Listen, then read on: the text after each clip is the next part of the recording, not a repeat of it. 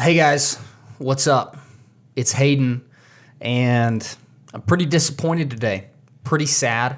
Just had a deal not fall apart. It fell apart before it even started whenever all the signs were so good. So I'm really sad about it. I'm going to tell you the quick story, and I'm going to tell you about the multiple lessons that I've learned in my real estate journey about failure and how, if anything's for certain, it's that you're going to incur failures. You're going to incur disappointments. You're going to run into things that you don't like on your journey to success as a real estate investor. I just want to share some lessons with you. And if you're not in the middle of a disappointment, if you're having great success right now, ride that wave, okay? Ride that wave, but just know that one day you won't. Things are always going to go bad in this investor or entrepreneurial journey. So to start this thing off, let me tell you about what just happened and why I'm disappointed. I had an incredible property, storage property, generating revenue, value add, tons of upside, 35 minutes from my house, which, normally I do out-of-state deals. It's awesome when a deal is close to me. Great location, great demographics, room for expansion, room for value add on the existing. Already talked to my banker and got the check mark. It's a go at a better interest rate than I was expecting. I had an investor who had committed to doing all the equity that I needed on the deal. Just all around, very exciting deal. Off-market deal, not an on-market deal, off-market deal. An older, really nice lady selling the property. And I went and saw her one time, walked around the property, told her I'd make her an offer, called her the next day, made her the offer of exactly what she was wanting, which was a little higher than I wanted to go. But, she told me she doesn't need to sell the property, but if I wanted to pay the price, then I'd do it. And I realized it's a little high for where the property sits currently, but after I add the value, it'd be an amazing price. $2.5 million. I think the property would probably be worth, $3.5, $4 million after I add the value. And then once I do the expansion, we could spend another $1 million, add another $2.5 million of value. Okay. So it'd been great cash flow, make a lot of money. I'd get some tax benefits in this year. But I made her the offer. She said she accepted my $2.5 million offer. I said, that's great. I'd love to come up here, but I'm going on a family vacation, family adventure out west. So as soon as I get back, I'll come up and I'll sit down with you and we'll do this thing. So that's exactly what I did. The day after I got home from my trip, printed out a contract, went up there and saw her and read through it together. She says, I've got no problems with this. I just want to read it all the way through. Just want to make sure there's nothing in here that we disagree about. This is everything we talk about. Yes, absolutely, for sure. I just want to read over it. And hey, I don't like to pressure people, right? I do not like to pressure people. I said, hey, that's no problem. I completely respect that. She said, I had a doctor appointment this afternoon, so let's talk tomorrow. I said, perfect. So she called me the next morning. I was on a Zoom call. I couldn't answer her call, but as soon as I got off that Zoom call, I called her right back. And, she said, listen, you're not going to like this, but I talked with my daughter last night, and she actually told me that 3 days ago, she quit her job to come run this property. Now, the reason this is so disappointing is because she had told me that she has 2 kids and neither of her kids have shown any interest in the business. And so her daughter, out of the blue, quit her job and told her mom without knowing. She promised me, swears to me that she did not tell her daughter that she was going to sell the property because it's her property. She doesn't own it to her daughter. And she said that if my kids wanted this, she'd let them know, but the kids have shown absolutely zero interest.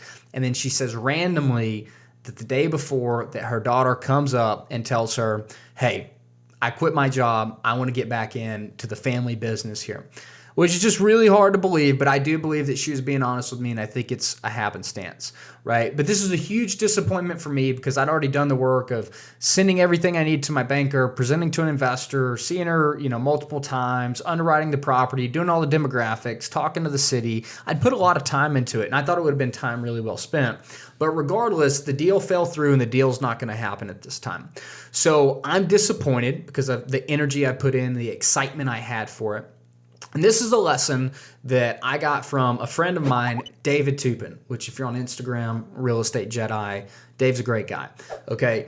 I learned from David a while ago that you should never be too excited about a deal because deals in this world are never done until they're done. right? And I got excited about it because I saw all of the right signs there. And, I didn't bank my entire future off of it. I wasn't counting chickens that hadn't been hatched. But still, you get into a deal, you get excited about the deal, especially when all the signs are there that everything is good. The other thing that David said is don't get too overly excited when a deal is going really well. And also don't get too down on yourself whenever disappointment happens.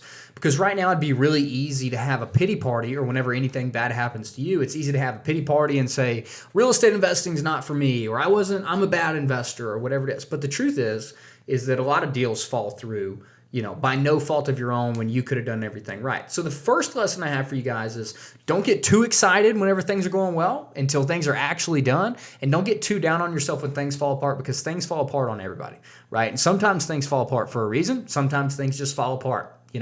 Also that deal may come back around. So you never want to know. You don't want to get too down. I don't want to curse the old lady and say, you told me you'd do this deal and then you backed out on me. I don't want to curse them. Just try to keep your emotions within the middle band of things are going well, things are going bad. Just, I'm here to do work, right? I'm here to do work. I'm here to make progress. Now, the second thing, and I got this from Grant Cardone, whatever you think about Grant Cardone, but Grant Cardone says, the reason you don't like rejection and you have this emotional impingement, this effect, even before you even ask somebody to do something with you, you're starting to hyperventilate a little bit and get fearful. The reason that happens is because you have a dead pipeline.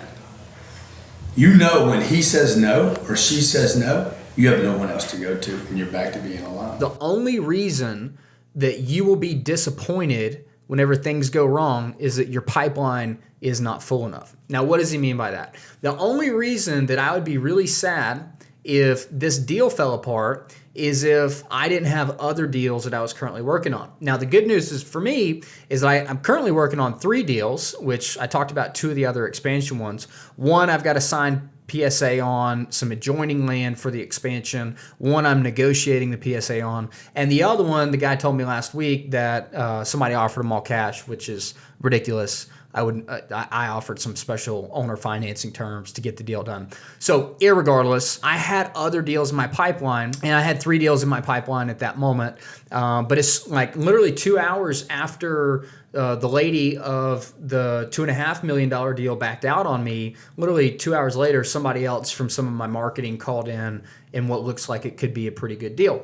So the point is that you'll only be disappointed in a deal falling through or whatever it is if you're not working on other things. So Grant Cardone says this is that you want to get to the place where your pipeline of deals, the activity you're putting out is so full that you're happy when something falls through. Now, I think that's a little bit extreme, but imagine this. Imagine that I have 4 deals and all the deals accept at one time. I'd be like, holy cow, I'm way overwhelmed. This is too much work for me.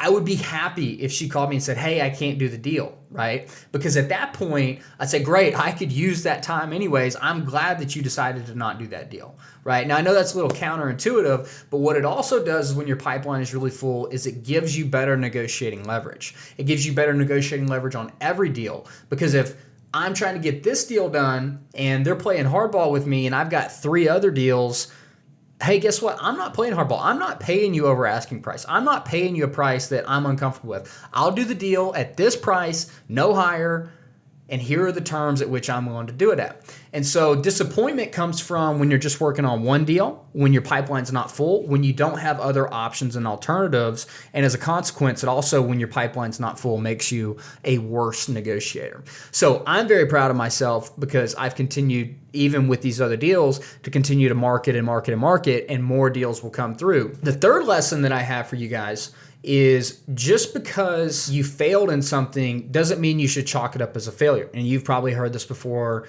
you can never fail unless you quit playing the game or whatever it is. As long as you continue to take whatever lessons that you've learned, in the deal, the $2.5 million deal that she backed out, I've tried to think to myself a lot what could I have done differently here? And one of the things that I could have done differently is I could have clarified that she's confirmed with her daughter in the last month that she has no interest in running the business. And so one of the things I'm going to add to my process from now on is anytime any elderly sellers tell me that, hey, the reason I want to sell is because I'm getting close to the end of my time and my kids show no interest, I'm going to double back and I'm going to confirm with them. I'm going to say, hey, when's the last time you talked about this business and what's going to happen to it whenever you move on with your kids? I didn't ask that question. She just told me, hey, my kids haven't shown any interest, so whenever I pass along, I'd rather just give them money than the obligations of having to come and run the business. I just took that at face value, and that's my fault. But I learned that lesson, and that's never going to happen to me again. And so as long as you continue during the disappointments to not look at it as a disappointment or as a failure, but instead to say to yourself, what can I learn from this scenario? What can I add to my process to make me better? I think you'll always continue to win. And as long as, again, you don't let this get your negative emotions so down that you just halt altogether. And then the other thing that I'm going to do, kind of the fourth lessons, is let that propel you into even more action, right? I think there's some, chasing positivity stuff, but sometimes you can channel anger to have a driving force into action, right? You can use the disappointment, the anger you have at that person in that moment for, screwing you or whatever it is. So, you know what? I don't need them. I'm going to go take action and I'm going to do this again and I'm going to take my lessons. I'm going to be better. So for example, if we're sending mail, as I talk about in my Deal Finder Mastery, I may say, hey, you know what? Forget that person. I don't need that deal. I'm going to go send out double the amount of letters and find an even better deal. And what that does, if you can harness your negative energy into action, and Andy Frisella, whom I am a big fan of, Real AF podcast, he talks a lot about this and how it's helped him in his journey. And he talks about like, hey, what do you like more? Do you like the feeling of winning more or the negative feeling of losing more? I really don't like the negative feeling of losing, and it really inspires me to go out and to do more and to be better. And so you may be a person that likes to chase the feeling of, being better. I kind of like both, but I can definitely use that negative energy to take action. And so I just want to say to you, like, that negative energy, harness it in a good way whenever disappointment and failures happen to you in your life. Keep a full pipeline, learn any lessons that you can. But at the end of the day, guys, just don't stop, right? Disappointment happens to there's no successful person that has not encountered disappointments or failures. Your journey is not going to be any different if you're at the start, if you're in the middle, if you're closer towards the end. You're going to continue to have things not go your way. So just know that, accept it as a fact, and I hope these lessons taught you something valuable. If they did, do me a favor, hit that like button, subscribe to the channel, and share with a friend when they need it. Go be great.